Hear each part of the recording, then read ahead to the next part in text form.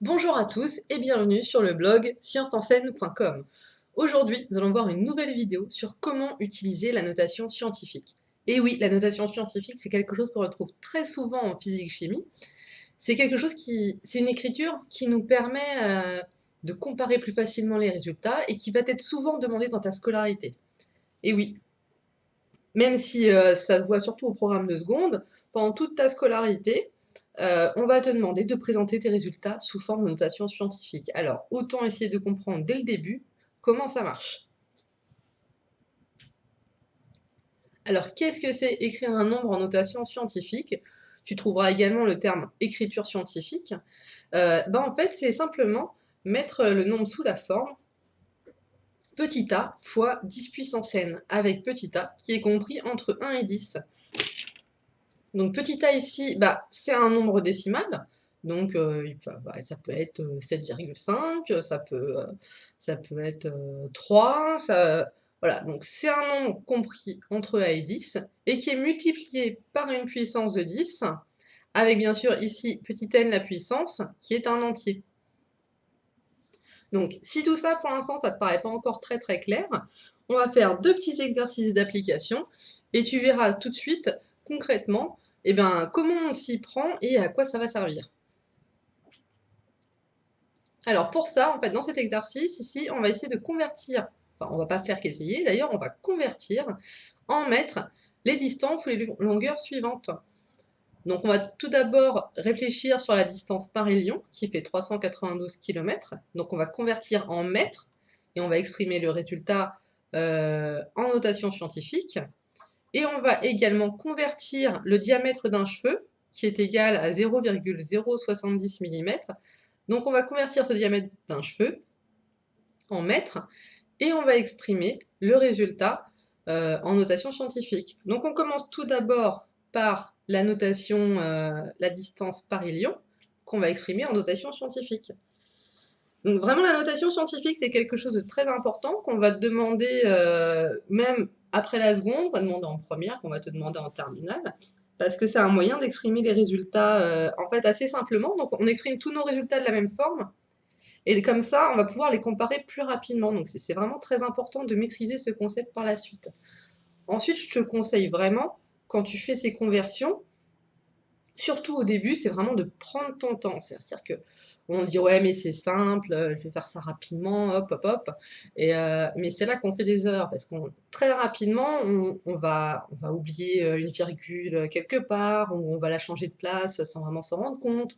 On va oublier une puissance de 10. Enfin, les erreurs sont vraiment très très rapides pour les conversions. Donc vraiment, surtout si tu es au début, prends ton temps et fais vraiment étape par étape. Alors certes, tu vas perdre un petit peu de temps, mais surtout tu vas sauvegarder tes points, parce que ce serait vraiment dommage de perdre des points juste pour une erreur d'étourderie, alors qu'à côté ton raisonnement est beau. Alors revenons à la distance Paris-Lyon, donc qui fait 392 km. Comment est-ce qu'on fait une méthode pas à pas pour convertir cette distance Paris-Lyon en mètres, et ensuite exprimer le résultat en notation scientifique? Eh bien tout d'abord, tu vas exprimer l'unité. Ici, c'est le kilomètre, tu vas l'exprimer en mètres, donc l'unité dans laquelle on te demande de convertir. Donc tu sais qu'un kilomètre, eh bien, c'est égal à 1000 mètres, et c'est égal à 10 puissance 3 mètres. Donc voilà, tu essayes d'exprimer ton kilomètre ici en mètres, en utilisant d'ores et déjà les puissances de 10. Voilà, comme ça nous permettra d'aller plus vite par la suite. Donc 1 kilomètre, c'est égal à 10 puissance 3 mètres. La deuxième étape, ça va être d'exprimer ta distance en mètres. Donc ici, on sait que 392 km c'est égal à 392 fois 10 puissance 3 mètres. Alors en fait, j'ai juste réécrit 392 km en utilisant le résultat du dessus. Hein, voilà. J'ai pas fait plus, vraiment. Et là, quand même, déjà, quand on a écrit ça, on se dit, ah, ça commence à ressembler à une notation scientifique. Voilà, j'ai un chiffre, j'ai un nombre qui est multiplié par une puissance de 10. Bon. Mais là, le problème avec le 392, c'est que bon, c'est pas vraiment compris entre 1 et 10. Donc, ce qu'on voudrait, en fait, c'est avoir 3,92 fois 10 puissance quelque chose. Et donc, pour ça, il va falloir encore suivre quelques étapes.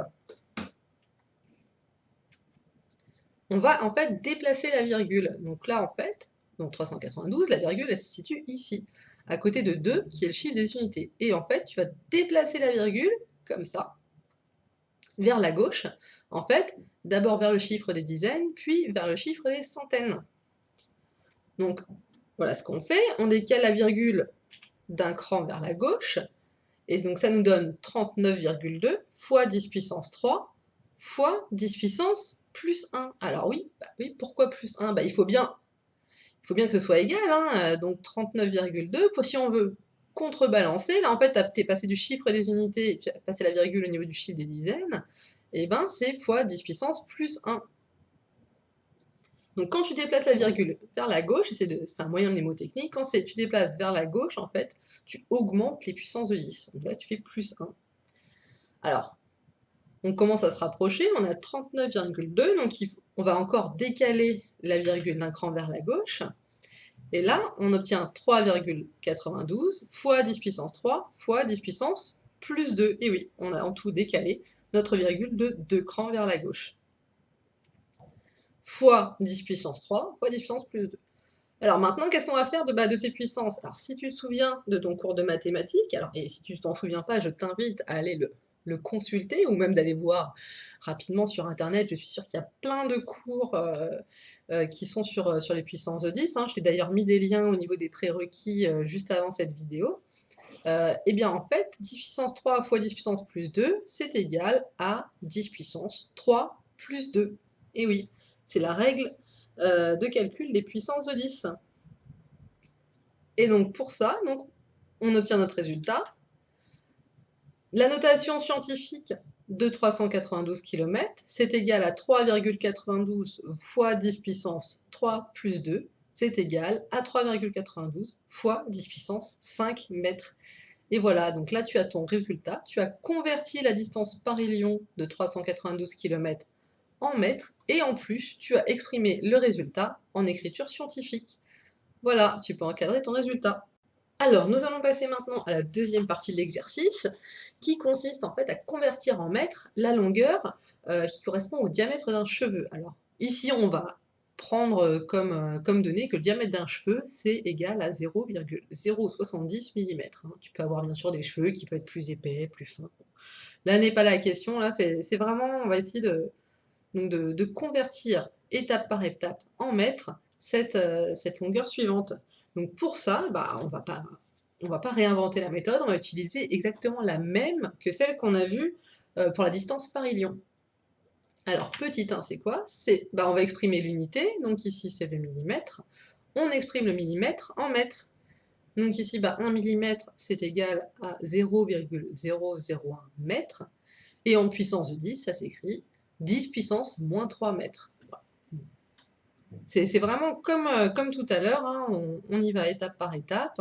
Et donc là, 1 mm est égal à 10 puissance moins 3 mètres.